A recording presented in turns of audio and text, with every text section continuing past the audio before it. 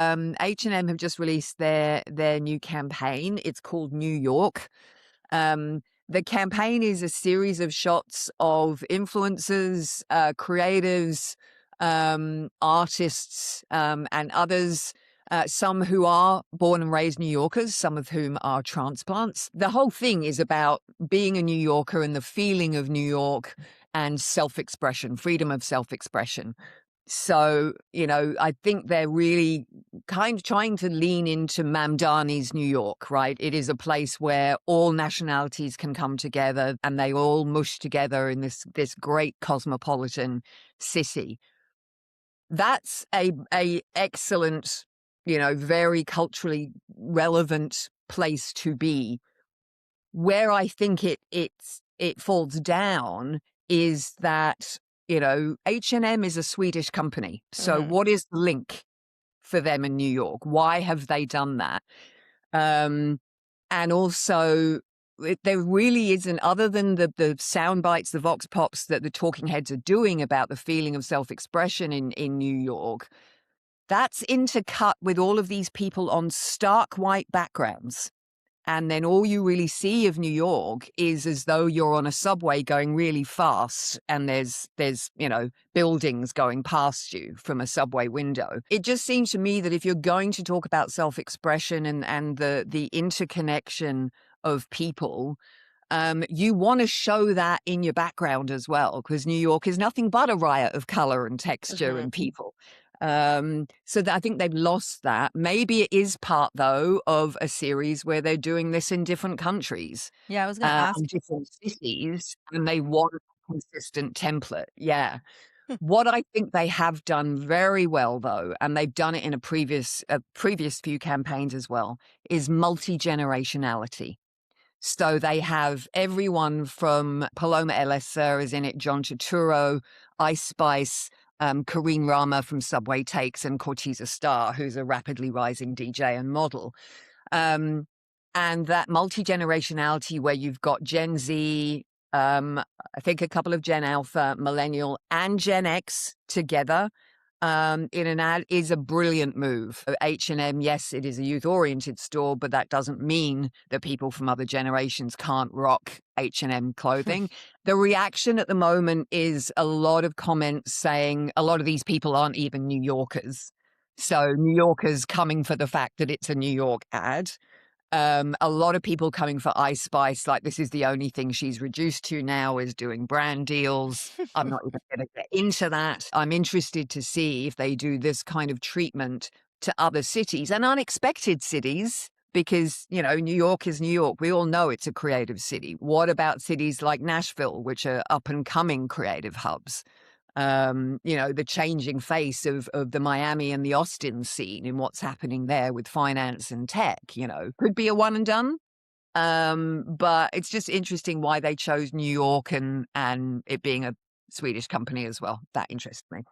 Yeah, yeah, yeah. I mean, I feel like New York is having a moment, right? The Marty Supreme movie was like heavily like New York heavy, and that was kind of a focus of the, Timothy Chalamet campaign, and then Zora Mamdani. So it seems like the stock for New York is rising, but I do think that like it would work better if they showed more of New York, right? Like show them in New York being New Yorkers, right? Were they even in New York, or is this like at a studio, you Well, know? exactly. um so then it's like, oh, you just chose a city for like no reason, you know? H&M is also kind of losing its, appeal, I think, fashion wise. I don't really hear it being mentioned anymore. Forever 21 is completely gone now.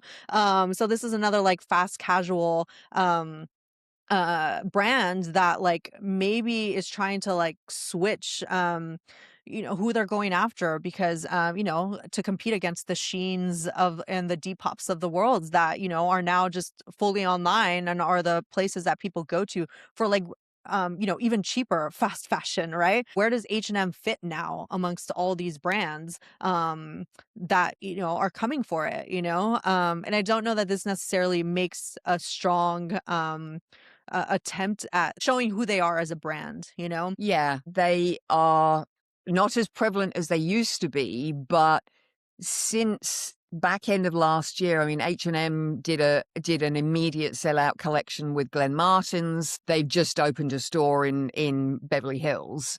So they're following the Zara playbook of them being a fast fashion retailer, but they're positioning themselves in the luxe Mhm. territory.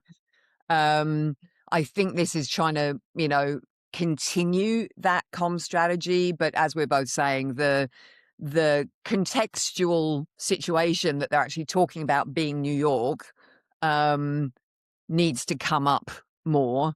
Um, and I think they need to let more of this, I mean, you can't have everybody I think there's, you know, 18 to 20 different models shown in their kind of, standing still shot. And there's only like 4 or 5 that are actually talking.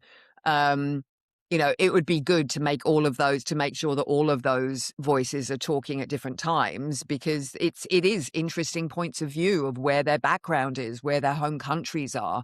And as I say, the main lesson to me that I think they have gotten very right here is showing multiple generations Mhm. together from Gen X to Gen Alpha is a very, very smart move, and one that other brands should take a big notice out of. Just the diversity as well, right? You had Of a course. range of, races and ethnicities and, And identities. yeah, and identities, kind of bringing that up in, like, New York where, you see that, right? Like, that's kind of like you're walking down the street and that's who you see. You see, anybody and everybody, right? So I think that aspect of it, was a win for me. So a lesson there of like, who is your target customer?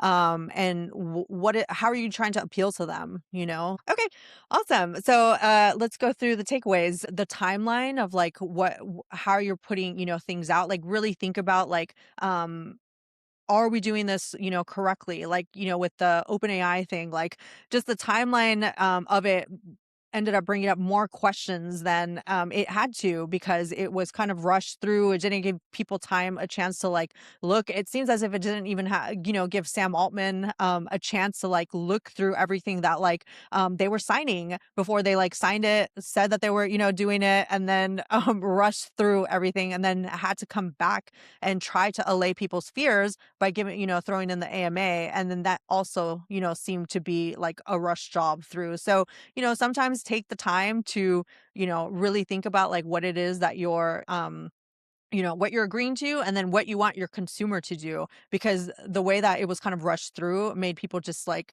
m- seem as if it isn't actually a trustworthy brand, which is a huge thing that you need for like AI and like privacy. That's a huge thing that people are like thinking about right now. We saw that with the Ring deal. We're seeing this with this now, right? Privacy and security are like super hot topics right now. So you kind of have to like make sure that you know where you fit in with those. Yeah, definitely. I think the takeaway with AMC is um redesign the experience Mhm. overall. If a seating premium is to be charged for your members, then make that premium charge and premium seating part of a better experience for everybody. So that not only you're increasing your, hopefully trips to the cinema by all people, but when they get there, you're encouraging people who may not have a membership to buy one because the experience is superior. So see it more holistically rather than just a pricing yank. Mhm. Definitely. There's definitely a need for premium experiences. We're seeing that across all industries. It's something people have come to expect. But if you're not actually providing a premium experience, then what are you making people pay for? Show people why it's worth a premium experience and premium pricing, and then build out ways to separate out what a club member gets versus everybody else. Yeah. For McDonald's, the big thing here for me is like, as much as you're trying to be authentic, people can see through that if you're not actually, being authentic, right? I think this was meant to be like a fun video of like, hey, the CEO's like gonna eat McDonald's, but instead it came across as like he's never eaten a McDonald's burger in his life, or even worse, he has, and he doesn't eat them anymore, you know? But I am liking that other brands are taking advantage of this and, showing that they do in fact eat their eat their product. So the Burger King one, the fact that they came out and, had the CEO do that and his personality came across is a good, good for that brand. And I see other people saying like, "Hey, Taco Bell, let's see what you're gonna do, with your CEO," right? So I think it's giving people a chance to jump in on the meme, and I think this one is probably going to do, pretty well, depending on if your CEO can actually be authentic on camera. Yes. Yeah, and don't try and humanize a brand when that's just not how your company is built. Yeah, And don't try and seem folksy when you're absolutely not. My takeaway with the H&M campaign is show us the landscape. We are desperate to get back out there. Real life experiences is what everybody is talking about, the need to get away from our devices. And even though this is an advertising campaign that is being put out on digital channels, showing the place that you're talking about is a place of self-expression. You need to show that self-expression in situ, and give people more of a flavor of it. But the other lesson there is lean into multi-generationality. Make really valuable and great use of it, because you'll attract a lot more people than you think. And it's not going to be divisive for youth or for older generations. They're going to welcome it. That there's a more intergenerational connection between people expressed through fashion than there isn't. yeah, and then my takeaway is, if you're gonna lean full into a theme or a city, go in on it, right? This made it seem as if they actually weren't in New York, Right. that they were just, like, in a studio somewhere, that could have been anywhere. Kind of like, the movies that are like, say the city is New York, but, it's Toronto in the back, like, people can, like, suss that out, and like with the, McDonald's thing, like, authenticity really matters here, and I think they could have done a little bit more, like, people riding bikes city, people actually taking the subway, like put people really in the moment so that it really seems as if you're talking about New York.